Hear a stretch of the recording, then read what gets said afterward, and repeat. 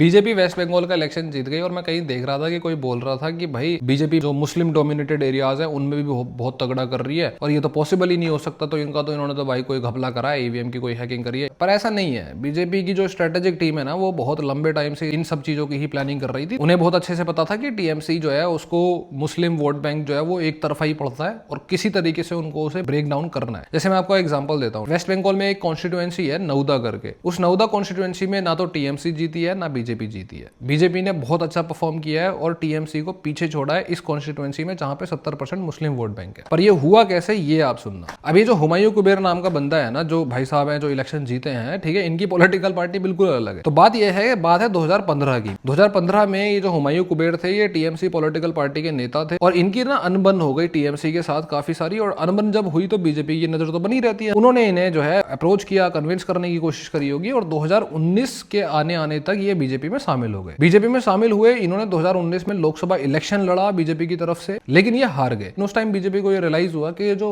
Mostly मुस्लिम leaders है ना, उनका लोकल होल्ड स्ट्रॉन्ग भी हो तब भी वो बहुत परफॉर्म नहीं कर पाते बीजेपी के लिए, क्योंकि आइडियोलॉजिकल डिफरेंसेस बहुत ज्यादा है और लोग वोट नहीं करते। तो उन्होंने लेट गो कर दिया हुमायूं कुबेर को। और जब उन्होंने लेट गो करा तो हुमायूं कुबेर जो है वो चुपचाप फिर से टीएमसी पॉलिटिकल पार्टी में चले गए। लेकिन बीजेपी की जो नजर थी ना वो हटी नहीं हुमायूं कुबेर से। उन्हें पता था कि कभी ना कभी ये भाई साहब जो है वो एसेट बन के निकलेंगे। अब जब 2024 के लोकसभा इलेक्शन आए तो उस टाइम बीजेपी का कोई इंटरेस्ट नहीं था कि हुमायूं कुबेर या ऐसे किसी इंसान को अपनी पार्टी में लेके इलेक्शन लड़ाने का। तो हुमायूं कुबेर ने बहुत सारी बातें बोलनी शुरू कर दी जो डायरेक्टली बीजेपी की आइडियोलॉजी के बहुत ज्यादा खिलाफ है। जैसे कि उन्होंने ये तक बोल दिया कि भाई अगर हिंदुओं ने या बीजेपी के सपोर्टर्स ने कुछ उल्टा सीधा करने, क्योंकि उस टाइम तो ये टीएमसी पॉलिटिकल पार्टी के हिस्सा थे, कि अगर ऐसा कुछ उल्टा सीधा करने की कोशिश करी तो भगीरथी रिवर में फेंक देंगे उनको। और फिर जब टाइम और गुजरा तो उन्होंने ये भी बोल दिया, राम मंदिर का इंसिडेंट था ना, उसमें बोल दिया कि हम जो बाबरी मस्जिद है ना उसको हम मुर्शिदाबाद में बनाएंगे, मतलब वेस्ट बंगाल में बनाएंगे। तो टीएमसी की जो है वो काफी बैड पीआर हो रही थी हिंदुओं के बीच में, क्योंकि बीजेपी तो ऑब्वियसली ऐसे कमेंट्स का इस्तेमाल करेगी। तो टीएमसी ने इन्हें जो है वो पार्टी से बाहर निकाल दिया। अब जब इन्हें पार्टी से बाहर निकाला तो बीजेपी ने वेपनाइज करना शुरू कर दिया एक ऐसे